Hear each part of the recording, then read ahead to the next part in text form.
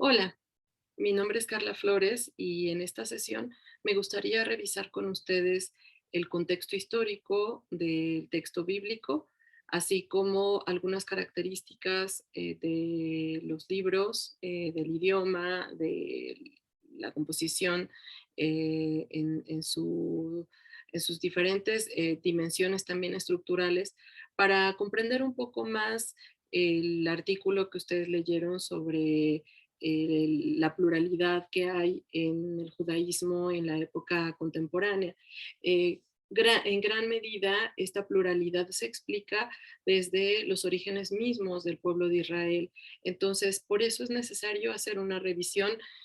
un tanto panorámica, pero también sintética, acerca de este contexto, o sea, quiénes escribieron este libro de acuerdo a las investigaciones de diferentes líneas historiográficas, arqueológicas, para entender también pues la preocupación ética constante en esta religión, que es una de las grandes religiones del libro. Y pues entonces comencemos con la exposición. Em, para empezar, vamos a ver, bueno, que el texto bíblico, bueno, se va a em, a articular, a componer en un periodo pues bastante extenso en el tiempo. Esta es una línea del tiempo pues sugerida, hipotética, en la que se han discutido diferentes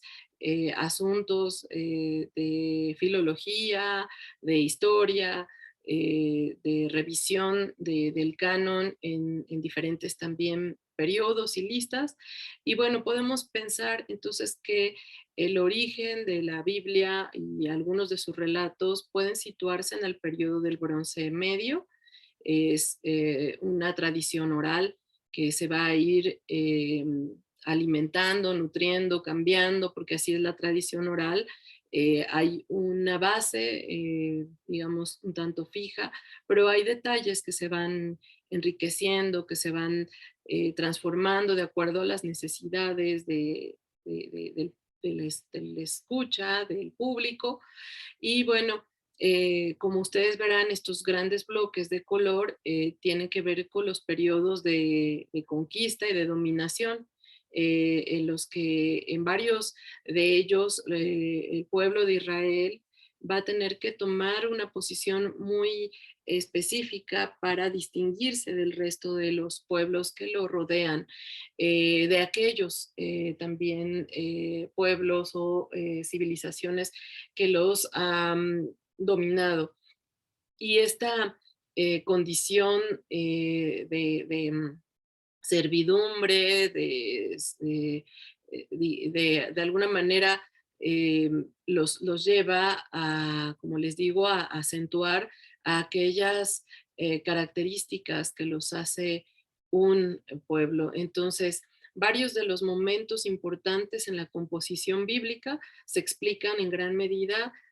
por esa relación que tienen con otro tipo de culturas. Entonces, como ustedes observarán, por ejemplo, en el color más rosado, voy a señalarlo con el cursor, tenemos el periodo del exilio a Babilonia. Bueno, la conquista de Babilón, la conquista de los babilónicos y el exilio es un momento importante para la conformación del canon, puesto que es un periodo de crisis. Se llevan a varios de Israel, de la tierra de Judá, a los sacerdotes, a la gente de la élite. Entonces, de alguna manera, podríamos imaginarnos que el pueblo se queda sin ese liderazgo religioso y social, entonces, bueno, obviamente político, y esto pues es un parteaguas en la historia del judaísmo, que ahora todavía no podríamos llamarlo ya como, o como tal, como una religión judía, porque apenas está en este momento también desarrollándose varias ideas fundamentales como es el monoteísmo. A pesar de que varios críticos y varios estudiosos de la religión, de las religiones en Medio Oriente han situado varios de ellos como una monolatría anterior, esto es que había un servicio a un dios específico, elegido de entre otros en un periodo todavía anterior, posiblemente en el tiempo de la historia que nos cuentan de Abraham. Otros apuntan que es más bien el personaje de Moshe el que va a dar este conocimiento de un Dios muy particular que tiene un nombre, el nombre inefable, un nombre impronunciable para la tradición judía, que se sustituye por Hashem, que es el nombre, pero sabemos que es un tetragrama compuesto por 4 letras, que es la Yod, la Hei, la Bab y la Hei, que algunos han traducido como llave, pero sabemos bueno, no se puede saber exactamente la pronunciación porque el hebreo tiene esta característica que varias letras van a tener un sonido diferente, van a tener varios sonidos, entonces esto pues no se ha podido eh, aceptar de manera unánime de que esa sea la traducción fiel del nombre. Pero regresando al tema de cómo Moisés o Moshe pudo haber introducido también la idea de un Dios diferente, que pide un servicio y un cumplimiento de un pacto que se sella en el monte Sinaí y convierte a este pueblo como un pueblo identificado como Israel, pues es un momento importante. Pero luego viene otro en el que les comentaba, los religiosos, digo, los estudiosos de la religión, pues piensan que también el periodo crucial para desarrollar la idea del monoteísmo es en el tiempo de los profetas. Y ese tiempo lo podemos situar en el siglo VII y en el siglo VI antes de la era común. Entonces, por ello les estoy señalando, les estoy marcando que gran parte de las composiciones bíblicas pues se van a situar en este periodo. Aquí pueden ver varios de los libros proféticos, algunas referencias a libros pues que podríamos llamar un tanto históricos, tenemos lamentaciones, ¿no? Y conforme va pasando el tiempo, el texto empieza a integrarse por otros textos más que se van a situar en el periodo del gobierno de los persas. Y aquí tenemos pues varios ejemplos como el libro de Esther, de Job, ¿no? Algunos proverbios, salmos, en fin, todo esto hasta que llega también otro periodo de dominación importante, que es el periodo helenístico. Este periodo también es, pues, visto por los especialistas de esta época antigua como uno de los momentos a lo mejor de mayor peligro que tuvo el pueblo de Israel para su posible disolución. ¿Por qué se dice esto? Porque las ideas de los griegos fueron muy atractivas para el pueblo de Israel, sobre todo para algunos personajes importantes, algunos sacerdotes, algunos que estaban ligados con las cuestiones políticas. Y bueno, eso se refleja en unos libros que no están integrados en el canon de la Biblia hebrea, pero sí se toman en cuenta para conocer parte de esta historia, que es el libro de los Macabeos. Entonces, bueno, en ese periodo también se van a integrar otros textos, como el Cantar de Cantares, como tenemos Daniel, y algunos otros que bueno, Eclesiastés, y en este momento, por ejemplo, o sea, en estos dos momentos, ya hay un avance importante en lo que sería la producción de los libros que van a ser fuente de identificación bueno, de este pueblo, pero no va a estar totalmente cerrado hasta el siglo II después de Cristo. ¿Por qué ese periodo? ¿Por qué en ese periodo se cierra el canon y se sabe qué libros integran el libro sagrado? Es en gran medida explicado por esta distinción que se quiere hacer entre esta forma de vida, religión, y la que se está gestando en ese momento, que también provino de esta misma raíz que sería el cristianismo. Entonces, por eso es que hasta ese siglo es que se define el canon de la Biblia hebrea. Ahora, de todas las Biblias que hay, que sería, bueno, podríamos ahorita citar o mencionar la Biblia cristiana, en las versiones católicas, que católico quiere decir universal. Tenemos la Biblia que pueden tomar los protestantes y la Biblia hebrea. Entonces, de estos tres corpus, el corpus más breve o más de menos libros es la Biblia hebrea, precisamente por una cuestión de elección de libros que fueron escritos en hebreo. Entonces se descartan varios de los textos que fueron escritos en el periodo helenístico en la lengua griega. Entonces, esa es como una de las razones. Hay muchas más y hay muchas historias que nos relata tanto el Talmud como otro tipo de textos sobre esta selección de los textos, de cuáles eran los textos que se tenían que incluir en el canon. Ahora, no me voy a detener mucho en eso para entonces ahora retomar el contexto geopolítico de este pueblo, también para entender pues cómo es, cuáles son los intereses y las características del público y de los escritores que pues se encargaron de la composición de este texto sagrado. Pues también de una manera muy sintética les quiero platicar y condensar mucho de la teoría historiográfica y arqueológica acerca de los orígenes del pueblo de Israel. Primero, pues situándonos en el marco de la tierra. La tierra es bastante modesta de esta zona, que se encuentra pues como a la mitad de camino entre los dos puntos,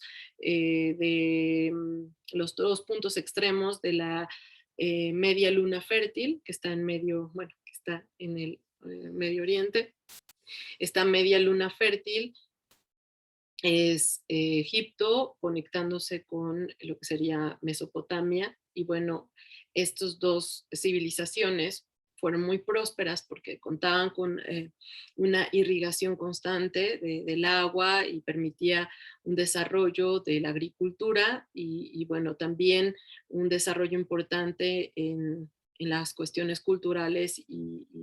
en el desarrollo de la técnica también en diferentes áreas del conocimiento. Y bueno, entonces entre esto que está ahí dibujado de manera pues imaginaria en este caso,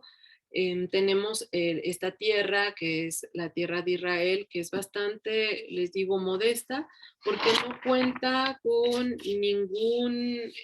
bueno, no cuenta con piedras preciosas. La extensión de la tierra es bastante también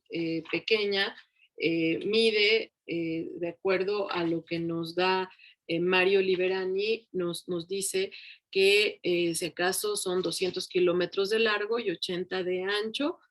y que si acaso puede compararse con una isla como Sicilia, quizá más pequeña que una región como la de Sicilia. Entonces, ante esta condición tan difícil, tan hostil del clima, también es algo que no mencioné, que es que pues su fuente para que puedan tener una vegetación que los pueda alimentar y que puedan subsistir, depende mucho de la pluvialidad, porque si acaso cuenta con un río, es el río Jordán,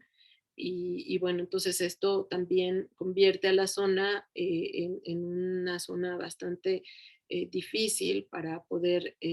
subsistir. Entonces, de estas características, como les estaba yo diciendo, de este paisaje modesto, pero muy, muy denso en cuanto a los recuerdos, a la memoria sembrada en esta tierra, pues esto es lo que justamente llama la atención para los que ven con perspectiva a este pueblo en Medio Oriente con estas características, porque a pesar de que estuvo rodeado de muchas condiciones desfavorables, pues ha tenido la fuerza y la gran lección para la historia de haber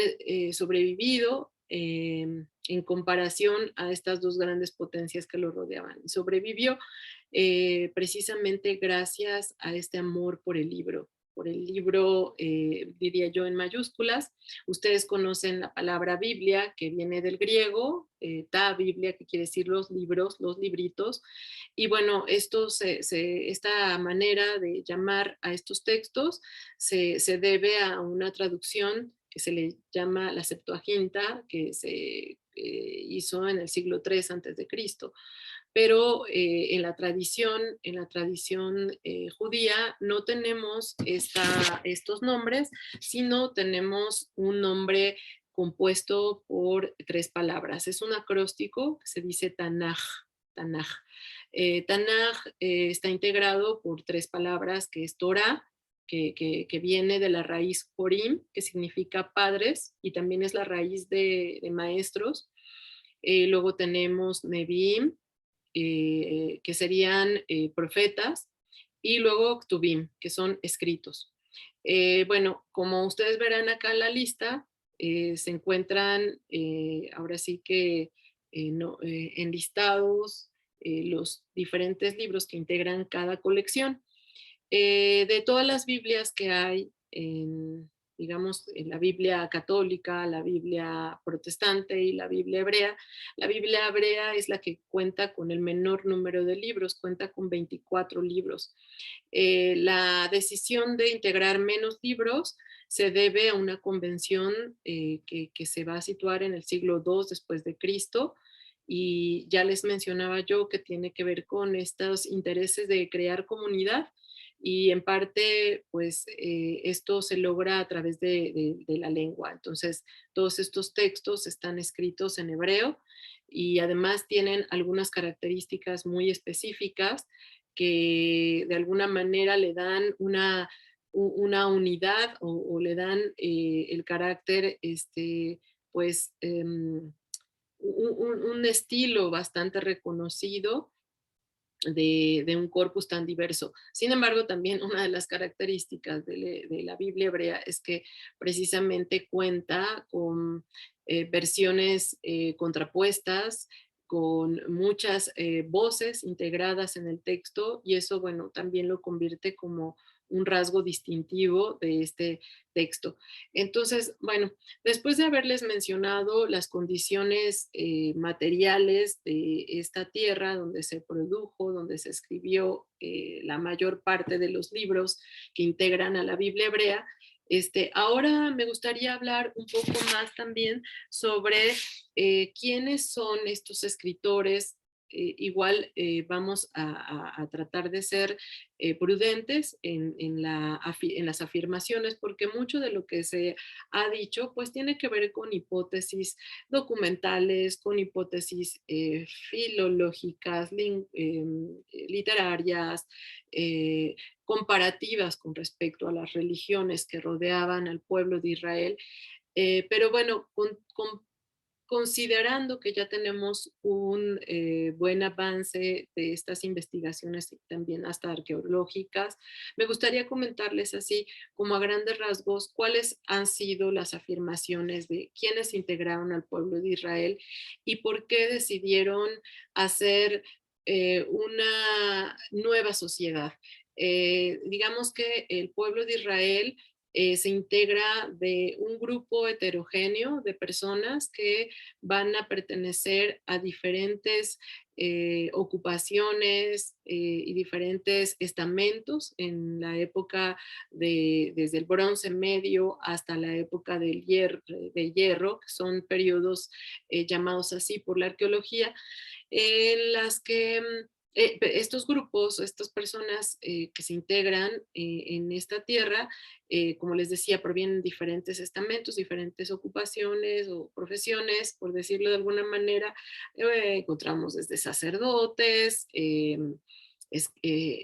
escribanos, también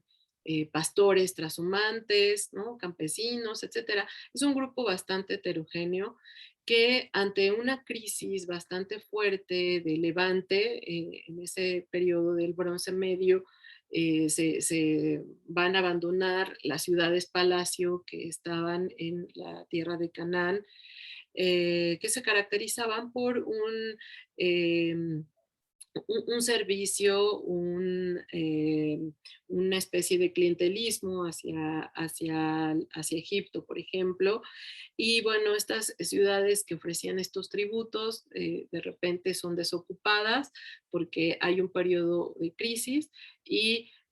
por lo que hay de sustrato de vida en Israel, parece que los primeros asentamientos con características en común se van a situar en el norte de Israel, en las, en las montañas, ¿no? Del norte de Israel. Y ahí se van a encontrar vestigios de varios elementos que ayudan a entender pues como la característica eh,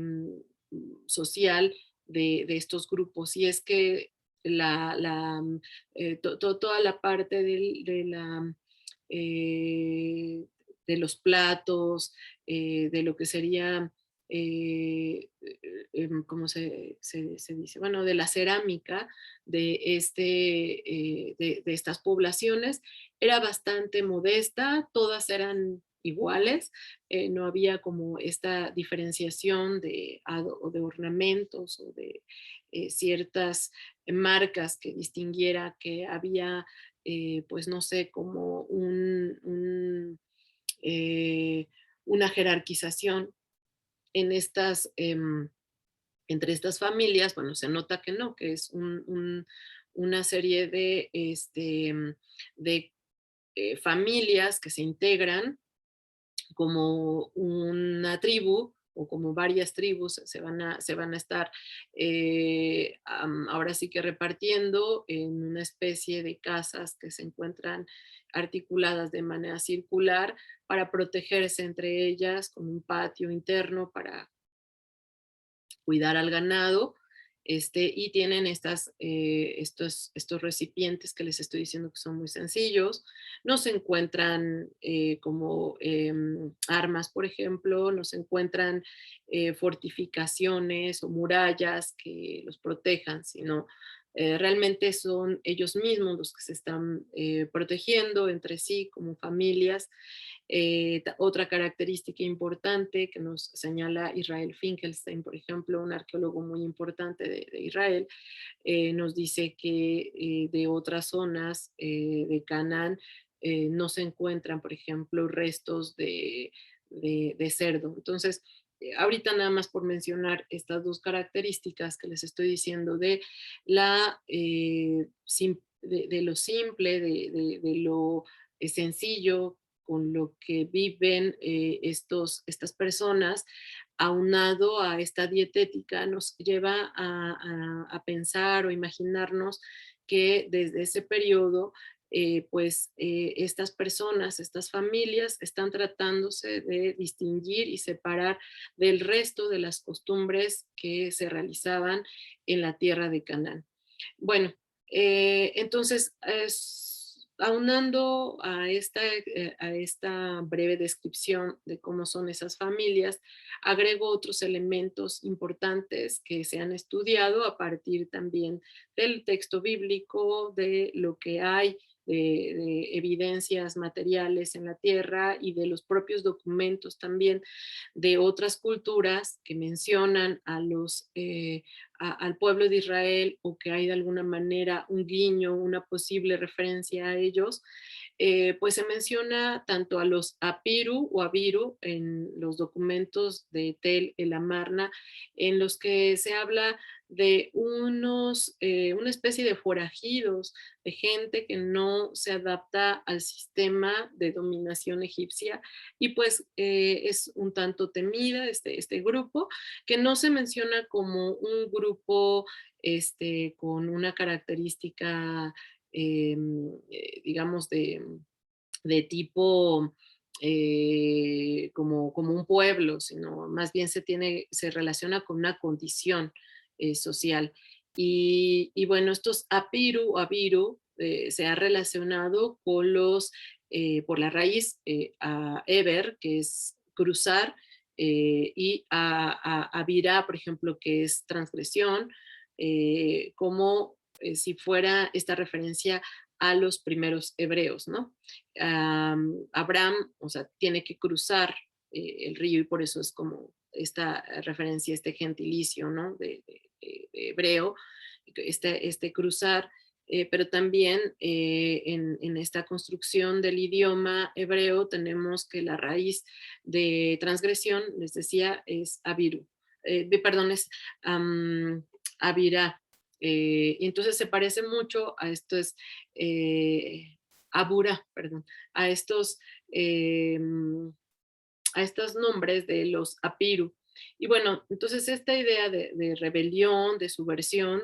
se conecta mucho con la característica constante de este pueblo de Israel. Eh, Les digo, voy a hacer muchos adelantos, esto es muy sintético, tendríamos que hacer pues como toda una exploración de más de un semestre para abordar pues los diferentes matices de la historiografía, de la arqueología, de los textos literarios, etcétera. Pero aquí, entonces, voy a condensar algo. Entonces, eh, esta rebeldía o esta subversión que les estoy mencionando de la raíz de las palabras hebreas con la característica con la que mencionan estos documentos de Tel el Amarna a estas personas marginadas que no se ajustaban a los moldes establecidos, coinciden mucho con la característica del pueblo hebreo en general. Digamos que de todos los pueblos que integran la literatura antigua de Medio Oriente, son los únicos que no escriben en verso, todo lo van a escribir en prosa. Esa es una característica muy notable porque es como una manera de resistirse a escribir como los demás pueblos. Algunos como Schneidau es un autor que propone que justamente el escribir en prosa historiorizada es una manera de rebelarse contra los mitos de la época y es una manera de separarse del ambiente pues politeísta este ambiente politeísta que caracterizaba pues a toda la región, de toda esta literatura antigua. Otra característica es que a diferencia también de otros relatos antiguos, otros relatos míticos, el comienzo de la historia no parte de una explicación de los orígenes de Dios, por ejemplo, no hay una teogonía de Dios en cuanto a esta explicación de por qué crea el universo, sino aparece un Dios que por su propia voluntad crea el mundo para el hombre. Es un espacio hospitalario para el hombre y no es un espacio creado para que el hombre sirviera a Dios, a diferencia de los otros relatos de esta zona que sí explicaban pues que el hombre había sido hecho para servidumbre de los dioses. Este es un texto, pues como les digo, completamente diferente a la corriente, a la convención de ese tiempo y en esa zona. Otra característica que nos muestra como un espíritu revolucionario es esta idea de igualdad, de justicia y de libertad que se va a encontrar en varios de los textos. Precisamente esta característica con la que se presenta a Dios con una elección de una voluntad libre de crear a partir de su propia, eso, de su propia voluntad, de alguna manera marca también la misma esencia de los seres humanos que son descritos en el libro, en este libro sagrado. Adán, Eva o Java, Adam en hebreo, Java, van a ser, eh, van a utilizar su libre albedrío para escoger comer o no comer del fruto que había sido indicado como no permitido, ¿no? Esta idea, por ejemplo, con la que inicia el relato también, pues va a ser una constante en todo el texto bíblico. En el momento, por ejemplo, en el que Moisés habla con el pueblo en el monte Ebal, también les dice, está como esta disyuntiva, pueden escoger los mandamientos y les irá bien, pueden no escoger los mandamientos y tendrán una vida más corta, ¿no? Una serie a lo mejor de sufrimiento. Entonces, el texto, digo, estoy mencionando solo ahorita dos, pero en realidad es una constante, el abrir la posibilidad al hombre de elección de su vida futura, elección del código ético que quiere seguir y bueno, y los resultados o las consecuencias. Eso es por una parte. El otro tema que les decía de igualdad tiene que ver, o así se ha explicado también, por esta condición de esclavitud con la que vivían y es una manera, ¿no? Entonces de construir un nuevo mundo, una nueva sociedad en la que no haya jerarquizaciones. Por eso es que las casas de Israel se caracterizaron en el periodo antiguo como unas construcciones más bien horizontales. No hay construcciones pues como más verticales, como estos sigurats, por ejemplo, que eran como estos palacios escalonados. No están las pirámides tampoco, entonces son espacios y son habitaciones más bien horizontales y muchos nos dirían que el espacio y que la arquitectura también es una forma de mostrar la mentalidad o las ideas de una comunidad. Y bueno, entonces este es el caso en el que pues hay una coincidencia entre esta igualdad que están buscando también constantemente, todos tienen que cumplir la ley, todos se llevan a un juicio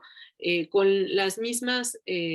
pues características, no importando su procedencia social y tampoco su condición de extranjero o de integrante del pueblo, por ejemplo. Entonces, es una preocupación ética incluso por los seres marginados de las sociedades,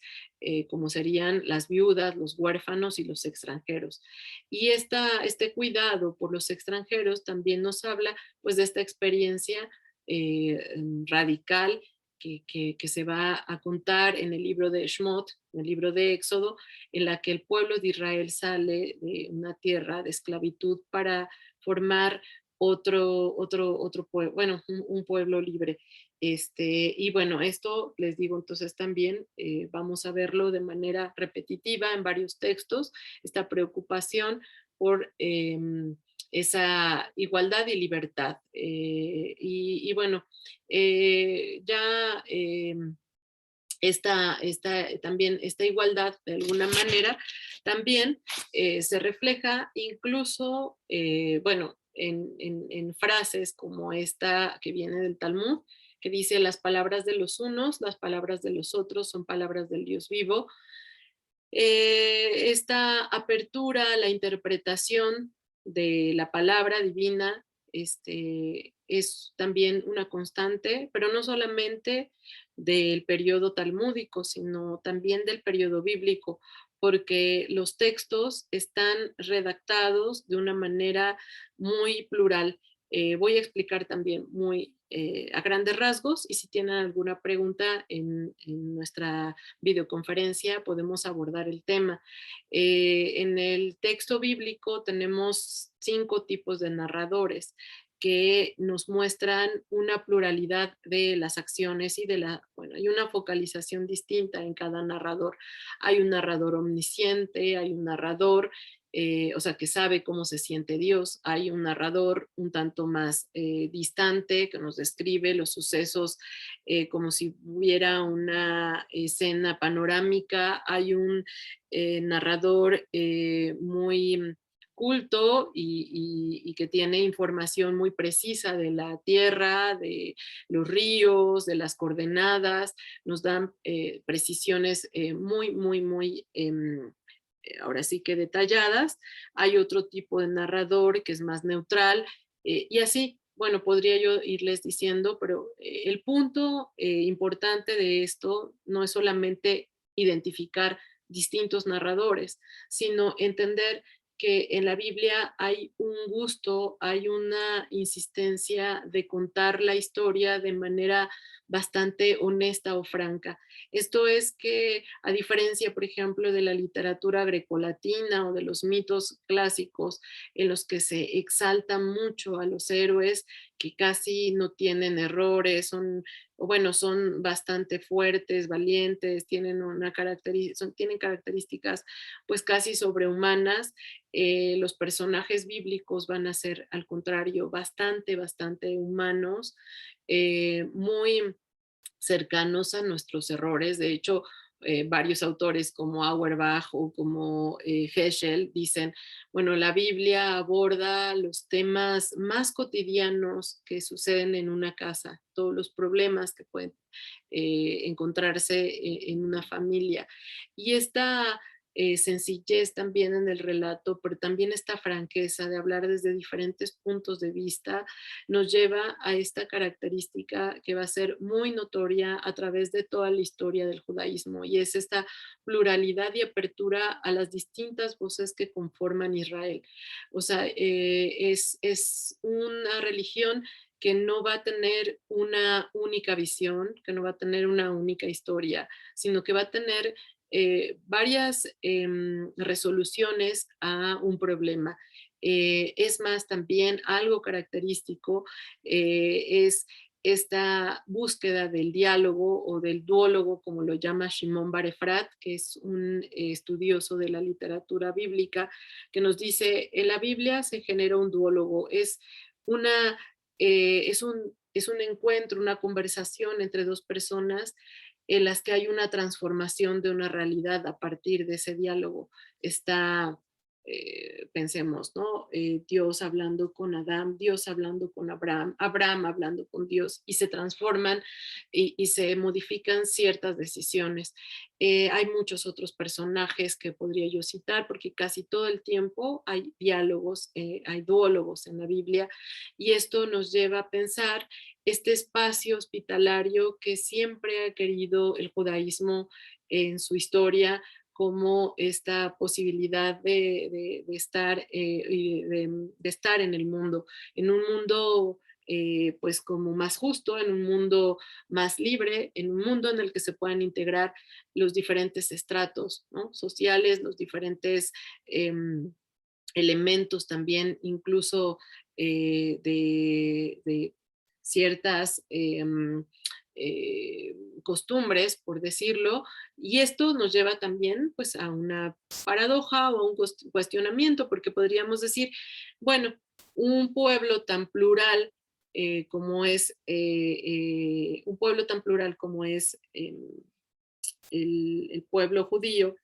y esta religión de la que comentábamos está integrada por diferentes libros que a veces son marcadamente con ideas distintas, ¿cómo es posible que se mantuvieran unidos y cómo es posible que se mantuvieran en una misma fe? Bueno, pues esto es gran parte yo creo que de la fuerza, de la fe, de la identificación precisamente en esta riqueza que ha permitido que no se opaquen las demás voces y se permita esta construcción del diálogo y de la identificación a pesar de las diferencias. Entonces, esto es muy importante. Bueno, una de las características del hebreo, para entender también, pues, como la pluralidad de cómo podemos, o la variedad de las interpretaciones, es que el hebreo, bueno, es una lengua semítica, es una lengua que se caracteriza por ser consonántica. Esto es que tiene, pues, esto, como puras consonantes. Voy a enseñarles aquí el alfabeto. Permítanme, aquí en este es un cuadro de un libro que se llama Gramática de la Lengua Hebrea, pero pueden encontrar otros cuadros. Este me parece muy bueno porque están los contrastes el protocananeo, la letra cuadrada que sería como aramea, que es la que ya se queda hasta ahora en los textos, la escritura de Rashi, la cursiva, y bueno, viene hasta el valor numérico. Entonces, si ustedes ven en la letra cuadrada, ahí tenemos pues todas las letras y sus sonidos en la transcripción fonológica. Entonces, todos son consonantes, pero estas consonantes pueden tener diferentes sonidos por la vocalización, o sea, no está se pronuncia la vocal, pero no existe en la grafía. Entonces, ante una palabra como esta, que es R, que es Sefer, que quiere decir libro, podríamos tener una palabra, bueno, otra cuestión importante para mencionar es que el hebreo se construye de 3 letras mayoritariamente. Y entonces se le pueden agregar algunas otras letras, los que son sufijos y que nos pueden cambiar, bueno, puede ser un sustantivo, nos puede cambiar a un verbo, puede tener como diferentes formas gramaticales esta anexión de otras letras. Y bueno, esa palabra que era Sefer, si le agregamos una M, podríamos pronunciarla así, mesaper, que quiere decir yo narro o yo cuento, podríamos decir mi Sefer, que es desde el libro, o podríamos decir mispar, que es número. Todas esas serían las posibilidades para pronunciar esta palabra. Bereshit, que es la palabra con la que comienza el relato bíblico, podríamos decir Barashit, que es creó 6, podríamos decir también Bereshit, que es con principio, o podríamos decir también de Bereshit, que sería la Bet como dos principios, dos principios. Incluso esta palabra ha traído pues muchas discusiones en las que nos dicen, bueno, ¿por qué comienza con esta palabra? Porque viene de Rosh, que es cabeza, pero también Rashid, que es con principio. Entonces nos dice, puede ser que el principio de toda la creación tiene este principio. Hay un principio, o sea, se construye con principios, y estos principios tienen que ver con la hospitalidad que Dios da al ser humano al darle un entorno completo, un entorno en donde encuentra con qué sostenerse y cómo alegrar su vista, y hay toda una composición total de un mundo, incluyendo esta idea de que no es bueno que el hombre esté solo. Esta frase muy importante en la Biblia hebrea, que después de la construcción del hombre a partir de la arcilla, tenemos esta idea de Dios apiadándose de su creación. Y no es bueno que el hombre esté solo, entonces le haré una ayuda idónea, que por cierto se dice, bueno, que fue más bien como Eser Kenegdo, como una ayuda, como contrario de él. Por cierto, esta frase de Eser Kenegdo, que es como ayuda complementaria o contraria, nos lleva a pensar también cómo en la Biblia hebrea, perdón, se muestran pues como dos polos constantemente, ¿no? Luz y oscuridad, la tierra y y el agua, el cielo, ¿no? La tierra, todas estas separaciones, pero que al mismo tiempo no nos hablan de un mundo dual de oposición, sino un mundo complementario. Y entonces esto también es una característica constante en la Biblia hebrea y que nos lleva a pensar el por qué en el judaísmo hay una gran pluralidad de interpretaciones y de modalidades de asumir el judaísmo.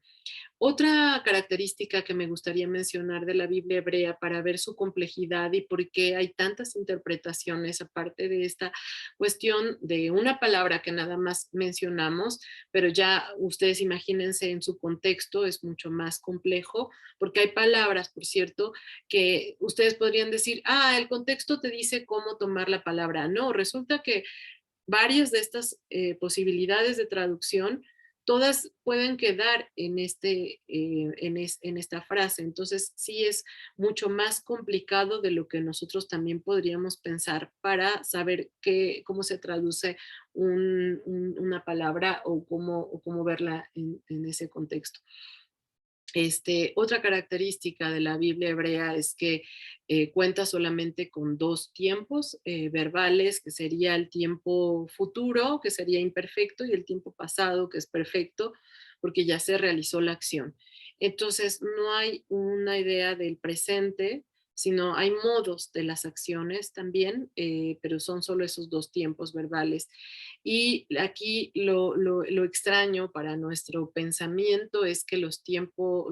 tiempo de los libros históricos está escrito en futuro y los tiempos de los relatos proféticos o de los textos proféticos están conjugados en pasado. Nada más que hay aquí una convención porque hay una letra BAF que nos lleva a indicar o a sugerir que eso se puede leer